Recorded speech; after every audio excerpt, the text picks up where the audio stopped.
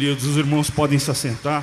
Muito obrigado mais uma vez à organização desse evento. Os irmãos estão de parabéns, um trabalho muito bonito. Muito obrigado pelo convite. Estamos aí, orem por nós, tá bom? Deus abençoe.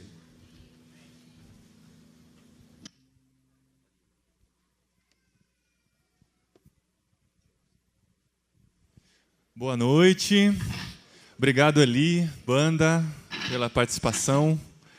A gente está muito feliz aqui nesse momento que a gente vai apresentar mais um TED, que é aquele momento de compartilhar experiência, testemunho. E é para isso que eu chamo aqui na frente o Homero Aziz, que vai compartilhar com a gente um pouquinho do que Deus tem feito na vida dele.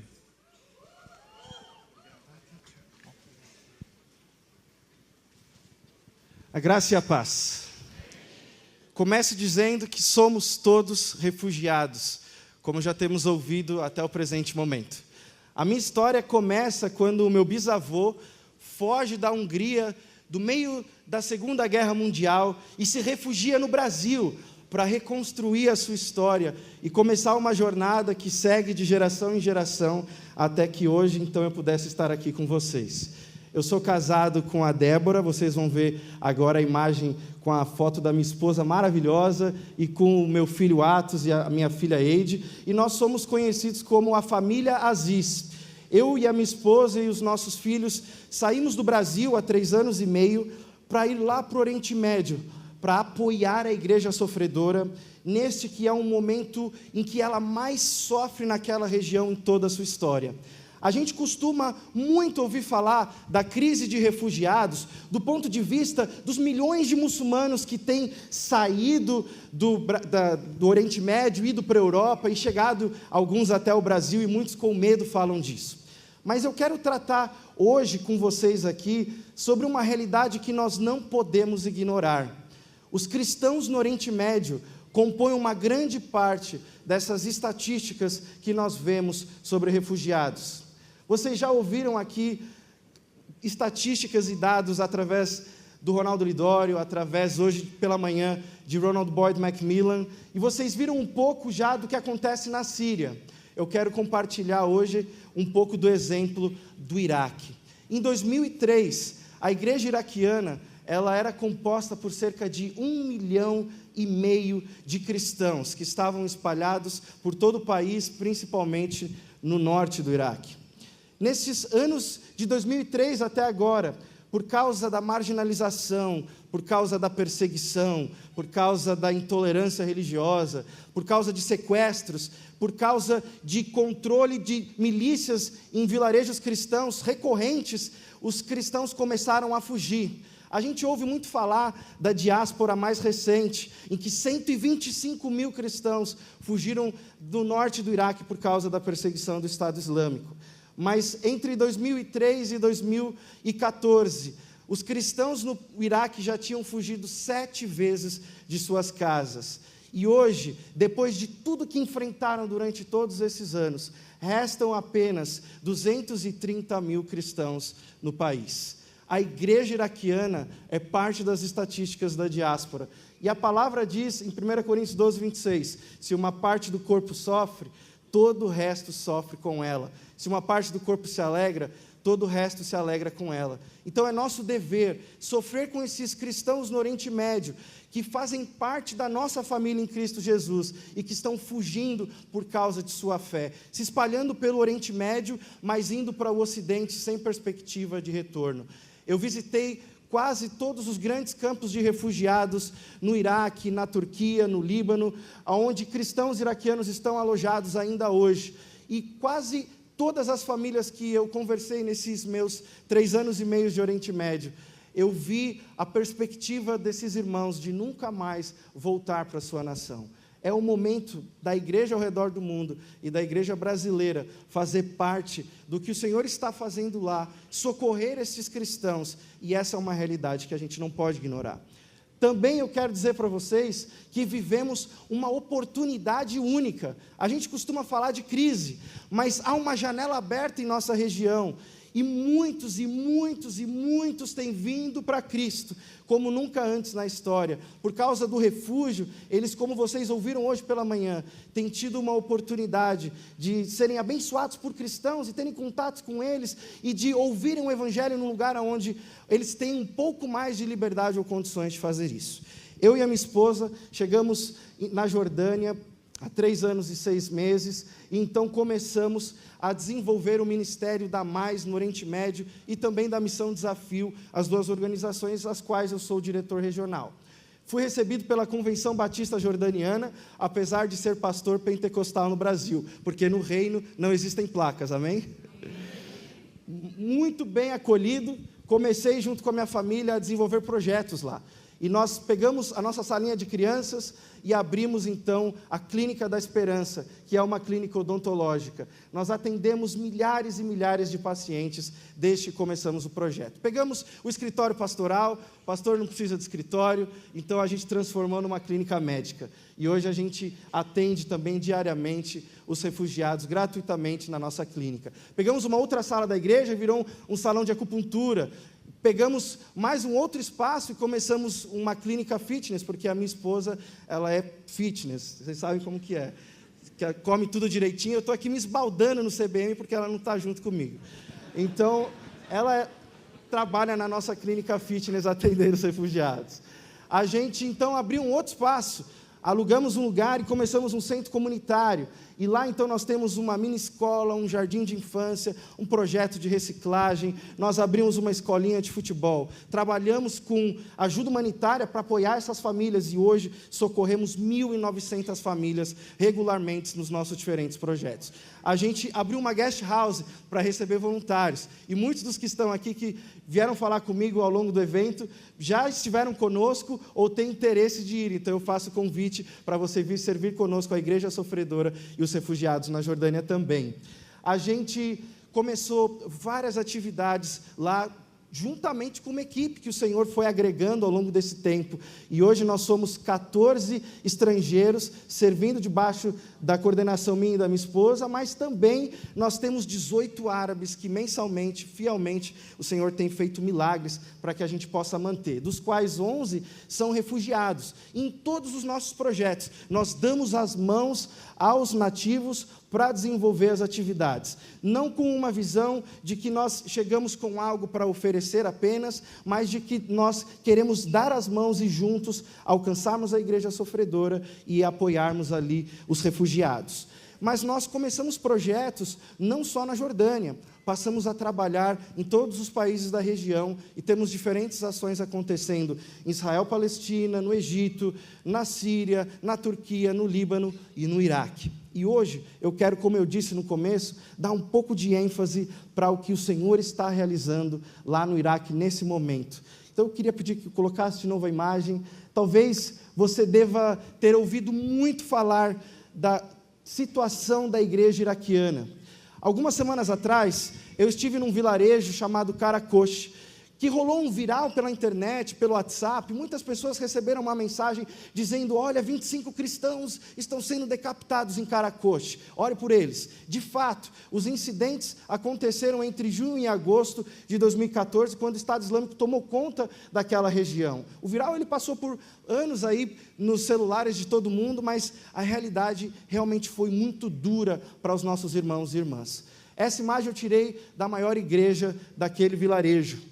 O Estado Islâmico, quando tomou o lugar, expulsou 1.800 famílias cristãs que ali viviam, tinham seus comércios, sua vida diária acontecendo. Então eles tomaram as igrejas e, no caso dessa que era maior, passaram a usar como uma base militar para treinamento de tiro. Quando entenderam que iam perder o conflito contra as milícias, a coalizão e o exército iraquiano, explodiram a igreja. Então, porque se eles não podiam usar, os cristãos também não fariam. Certamente você já viu esse símbolo que você vê agora no portão desta garagem muitas vezes.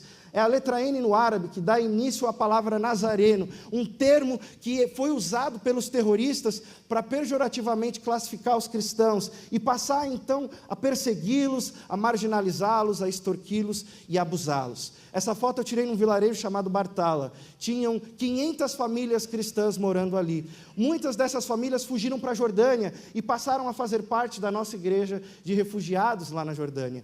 Então, nasceu desde o começo, quando nós passamos a servir a comunidade de refugiados, o desejo de atendê-los não só na Jordânia, mas socorrer os familiares que ficaram no Iraque e apoiá-los para que eles pudessem retornar. Nós queremos que eles permaneçam na terra e possam brilhar a luz de Cristo naquele lugar.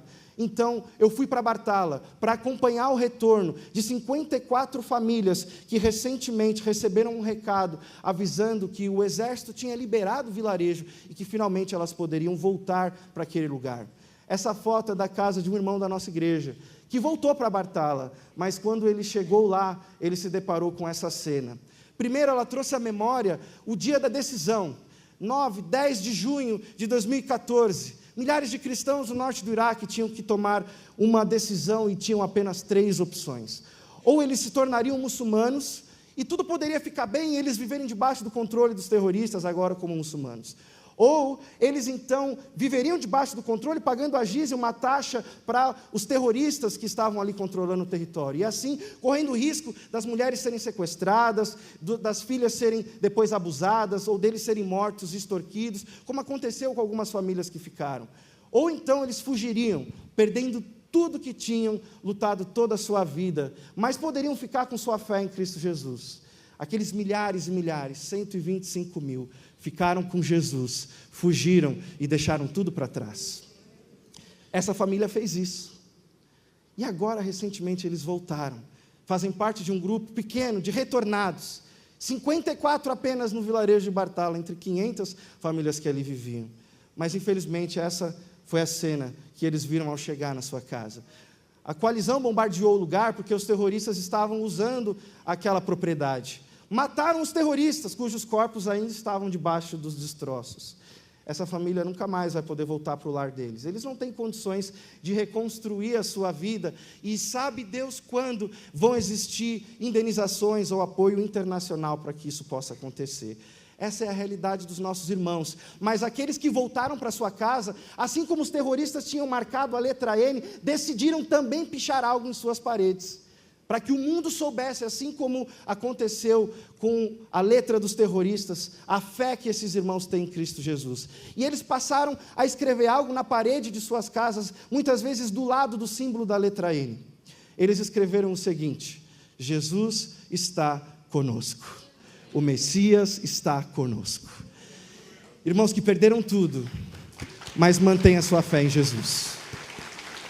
Porque assim como o Ronaldo Lidório disse na abertura aqui do Congresso Brasileiro de Missões, Jesus está conosco. Você crê nisso? Ele está aqui nesse lugar. E a igreja iraquiana surpreendeu a gente desde o início. Mais recentemente, um outro membro da nossa igreja, um refugiado de Bartala também, que hoje é parte da nossa equipe, ele era um chefe de cozinha, ele tinha um comércio, e ele era um homem bem-sucedido, com 2 carros e uma casa, que agora, nesse momento, foi avaliada em $200 mil, nesse contexto de guerra. Esse homem um dia recebe lá a imagem de que sua casa estava liberada e ele poderia talvez voltar. E ele viu no vídeo que a casa do lado, como vocês veem na foto, tinha sido completamente destruída. E rachaduras por todo o canto de sua casa, todos os vidros quebrados. E ele começa a chorar, aquele homem árabe, forte, grande, na minha frente da minha esposa. Mas ele olha para nós e ele fala assim: Homero, Débora, Deus me deu convicção de que nós vamos nos reunir com o resto da nossa família nos Estados Unidos, apesar de que aparentemente isso é impossível hoje. A gente vai para lá, o Senhor nos deu convicção. Então, se você e a Débora quiserem plantar uma igreja, quiserem começar projetos para apoiar a nossa comunidade naquele lugar, eu vou pegar as chaves da minha casa e dar para vocês. E aí veio uma pergunta no meu coração: até que ponto eu e você estamos dispostos a fazer a vontade de Deus? Esse homem perdeu tudo, vive na miséria, como refugiado na Jordânia. E ali ele tem uma oportunidade de talvez conseguir algum dinheiro que pudesse ajudar a criar os seus 3 filhos. Um deles nasceu na Jordânia porque a esposa veio grávida. Mas ele decide doar o que tem para a obra do Senhor, porque a vida dele está completamente rendida a seus pés. Nós pegamos o primeiro voo, fomos para o Iraque.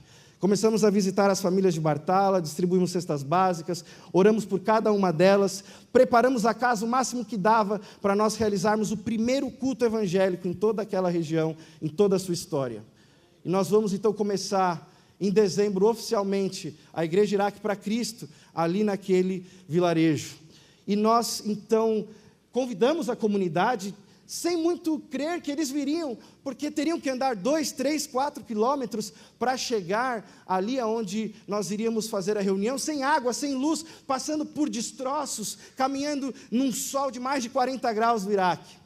Quando deu 10 horas da manhã do domingo, em agosto, logo antes de eu vir para o Brasil com a família para o período de ministrações, a gente começou a se surpreender ali, porque a gente viu que a rua estava ficando cheia. E a gente imaginou, talvez 40, 50 pessoas vão vir para esse primeiro culto. Mas quando deu 11 horas da manhã e nós iríamos começar, haviam 160 pessoas na casa. O Senhor seja louvado. Essa igreja que permanece numa região de conflito como essa, é a igreja que tem muito a ensinar para mim e para você, sobre fidelidade, sobre perseverança, sobre fé. Eu acho que quanto mais nós nos aproximarmos, como uma igreja que somos, só há uma igreja de Jesus Cristo, e ela é sofredora. Eu e você fazemos parte da igreja perseguida.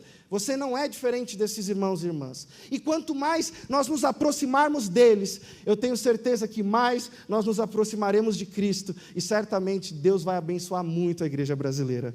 Então eu desafio você a se envolver com o que o Senhor está fazendo nesse momento, que não é de crise, mas de oportunidade. Ore pela igreja no Iraque, ore pela família Aziz, se envolva com as organizações que têm atuado na região, como a Mais, como a Voz dos Mártires, como a Portas Abertas, como tantas outras que têm socorrido a igreja naquela região. Eles precisam de vocês, a igreja iraquiana precisa de vocês, porque nós somos a esperança para que eles, nesse momento, possam voltar a brilhar a despeito de toda essa diáspora. Deus abençoe, queridos. Muito obrigado.